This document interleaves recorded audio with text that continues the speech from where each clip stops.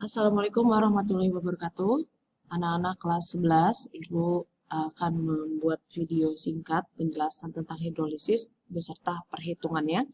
Harap disimak baik-baik, semoga bisa bermanfaat untuk persiapan PH kalian dan juga PAT. Bismillahirrahmanirrahim. Rabbi zidni ilman warzuqni fahman. Amin. Ini kita langsung ke sini ya. Jadi untuk memahami materi hidrolisis, kalian harus ingat bahwa ada reaksi antara asam dan basa yang mana dapat menghasilkan senyawa garam. Nah, senyawa garam yang dihasilkan itu berasal dari ion sisa asam dan ion sisa basa. Contoh secara singkat ditulis seperti ini, di mana kalau ada OH-nya di belakang itu umumnya adalah senyawa basa, berarti ion sisa basanya yang L-nya ini. Lalu senyawa asam itu adalah yang depannya ada ion H+, depannya H ini berarti si X-nya ini adalah ion sisa asam. Jadi kalau hasil dari antara asam dan basa bereaksi menghasilkan garam, yang cara penulisannya ini, ion sisa basanya dulu yang ditulis, baru ion sisa asam. Nah, misalkan jumlah ion H+ sama OH- tidak sama, maka harus disamakan. Nah, ini contoh KOH dengan H2SO4. Untuk penulisan boleh KOH dulu atau H2SO4 dulu nggak masalah. Nah, ini jumlah H-nya 2, jumlah OH-nya 1. Ingat, satu ion H+ akan bertemu dengan satu ion OH- menghasilkan satu molekul air. Nah, kalau jumlah OH-nya sama H+-nya belum sama, berarti harus kita samakan. Ya. Berarti di sini OH-nya harus ada 2 untuk menyeimbangkan jumlah ion H+-nya ada 2. Sehingga KOH-nya ada 2. Lalu kita kasih ion dari basanya untuk penyusun basa garam adalah K berarti ya. Di sini K-nya ada 2 karena ada koefisien 2, lalu ion asamnya si SO4 nih, satu kesatuan itu. Ini adalah senyawa garam yang dihasilkan dari KOH dan H2SO4. Lalu akan menghasilkan molekul air sebanyak 2 molekul karena di sini jumlah H+-nya 2, OH-nya 2. Oke, kita lanjut. Ini senyawa asam basa yang harus kalian ingat ya, jenis-jenisnya, mana yang tergolong asam kuat, lemah, dan sebagainya. Ini juga basa kuat, basa. Nah, lalu definisi dari hidrolisis itu apa? Hidro artinya air, sedangkan lisis adalah pemecahan. Jadi reaksi hidrolisis ini yang dibahas pada bab ini adalah hidrolisis pada senyawa garam. Jadi kalau garam itu kan tadi kita ingat adalah gabungan dari asam dengan basa ya, menghasilkan garam. Jika dilarutkan dalam air itu ada 2 kemungkinan. Bisa dia mengalami hidrolisis, juga bisa juga tidak mengalami hidrolisis. Kalau garam yang tidak mengalami hidrolisis, artinya garam tersebut tersusun dari asam kuat dan basa kuat. Sehingga pH-nya akan bersifat netral. Mau konsentrasinya berapapun, jika dia tergolong tidak mengalami hidrolisis, kita cek pH-nya netral. Untuk yang mengalami hidrolisis, kemungkinan akan ada yang bersifat agak asam atau agak basa ketika si garam tadi dilarutin dalam air. Untuk yang mengalami hidrolisis sempurna, berarti garam tersebut tersusun harus asamnya lemah, basanya jenis lemah. Kalau yang sebagian atau parsial, nah untuk yang parsial asam atau ibu suka singkatnya HPA, berarti asam yang kuat ya, dan basanya yang lemah. Jadi garam tersebut tersusun dari asam kuat dengan basa lemah. Sedangkan kalau hidrolisis parsial basa berarti si yang kuatnya adalah si basa pastinya dan asamnya harus lemah. Oke, kita lihat. Nah, ini contoh ion reaksi yang terjadi pada hidrolisis sempurna. Ini senyawa garam NH4CN. Ini salah satu contohnya. Nah, kan awalnya ketika dilakukan dalam air akan terurai menjadi ion positif dan ion negatif. Nah, kemudian ion ini apakah mengalami hidrolisis dengan air atau tidak? Ternyata dua-duanya mengalami, ya, karena kedua-duanya berasal dari ion asam lemah dan basa lemah. Jadi kalau misalkan reaksi hidrolisisnya yang mana? Yang ini, yang Ibu centangin di bawah 2 ini. Ion NH4+ bereaksi dengan air. Ingat H2O itu kan tadi reaksi dari H+ dan OH-. Ya.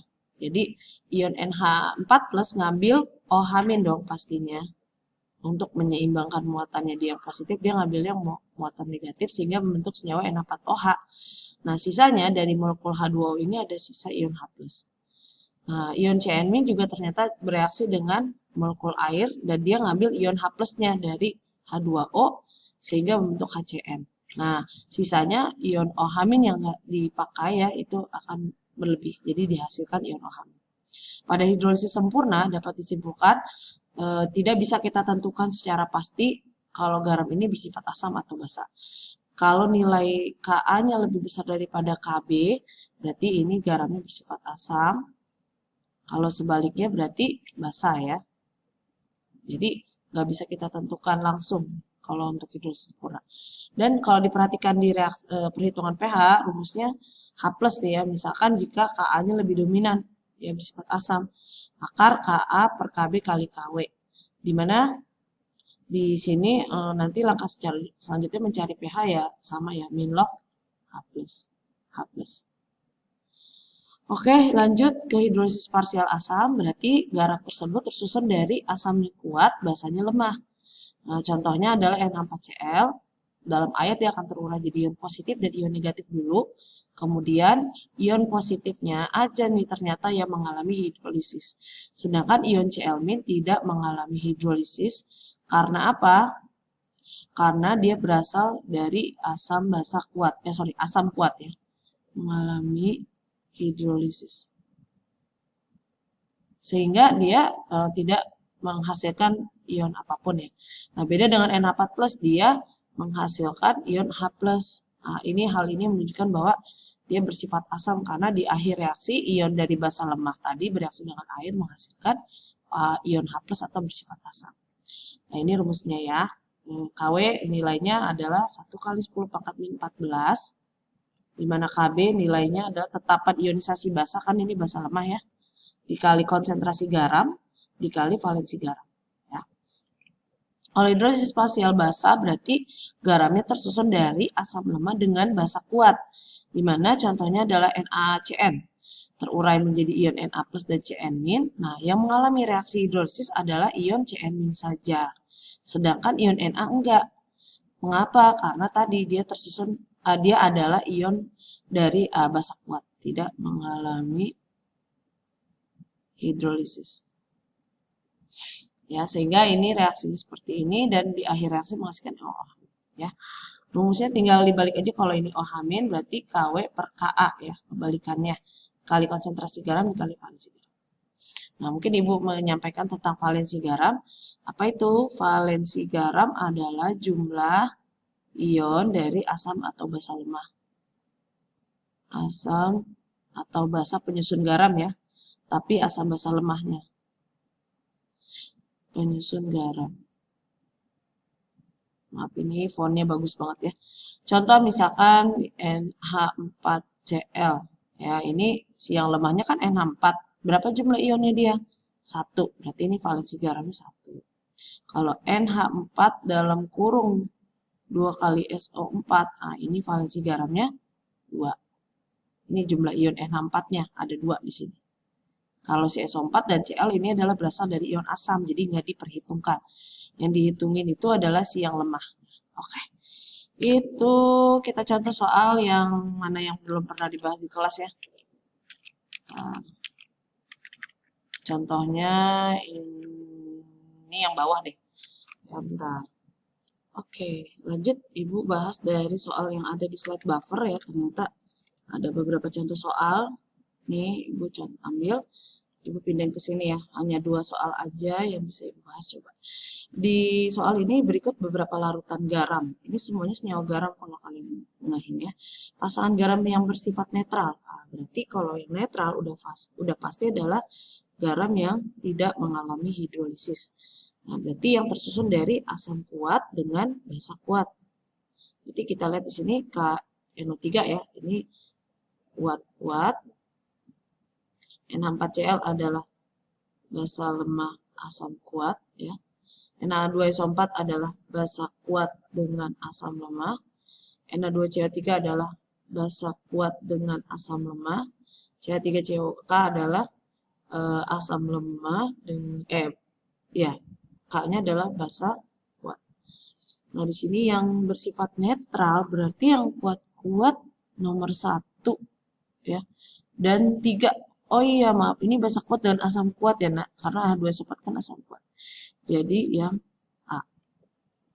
Nah, ini entah nomor berapa ya, ketuk Ibu kayaknya nomor 3 ya nih, Ibu ambil. Jika 200 ml N4OH 0,8 M direaksikan dengan 200 ml larutan HCl 0,8 M, diketahui Kb-nya 1 kali 10 pangkat min 5, pH campurannya berapa? Nah, berarti langkah pertama cari molnya dulu.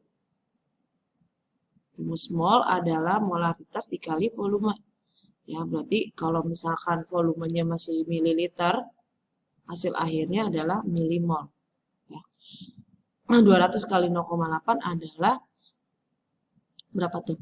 20 kali 8 atau 160 milimol ya.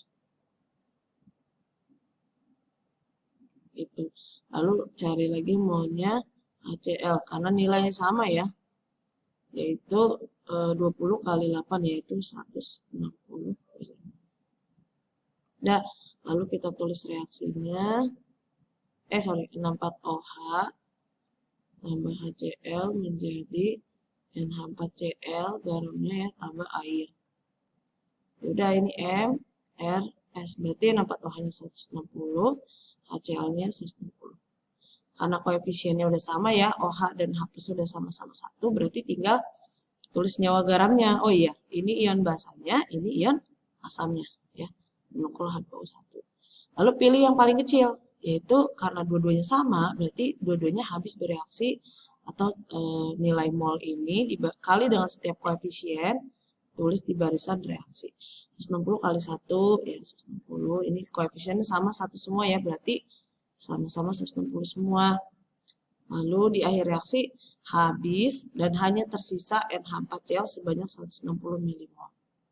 Nah, ini menunjukkan bahwa ini adalah mengerjakannya perhitungan pH-nya menggunakan rumus hidrolisis. Lalu yang NH4Cl itu apa? Karena ini hidrolisis parsial asam, ya karena ini asam kuat dengan basa lemah, sehingga rumusnya H plus langsung. Apa? Akar KW per KB dikali konsentrasi garam dikali valensi garam. Ini ya KW-nya 1 kali 10 pangkat min 14 dibagi KB-nya 1 kali 10 pangkat min 5 dikali konsentrasi garam, rumusnya ini ya, mol per volume. Konsentrasi adalah mol per volume. Molnya ini harus dalam mililiter juga dibaginya. Kalau mol per liter, tapi kalau milimol per mililiter.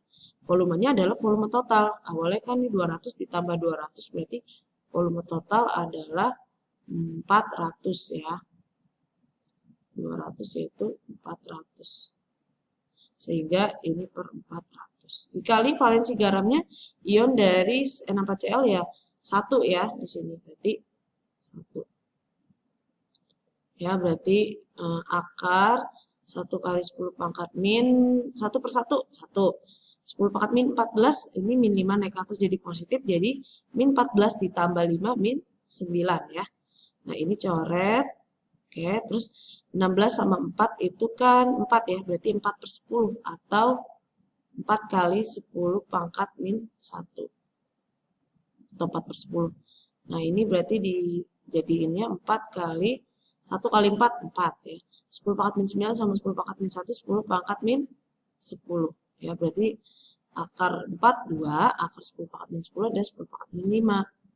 Ini H plus ya, karena hidrolisis parsial asam, sehingga pH langsung ya, yaitu min log dari 2 kali 10 pangkat min 5, yaitu 5 min log 2. Oke, jadi nggak selalu yang koefisien 1 ini adalah buffer, hidrolisis ya. Bisa jadi buffer, bisa jadi hidrolisis. Jadi intinya harus mengecek apakah yang dihasilkan hanya garam saja dan tidak ada reaksi yang bersisa, nah itu berarti buffer, hidrolisis. Kalau yang buffer, pasti ada zat produk yang dihasilkan garam dan ada asam atau basa lemahnya yang bersisa. Oke, terima kasih. Ini video tentang hidrolisis. Semoga bisa kalian coba soal-soalnya ada di slide buffer ya. Masih, assalamualaikum warahmatullahi wabarakatuh.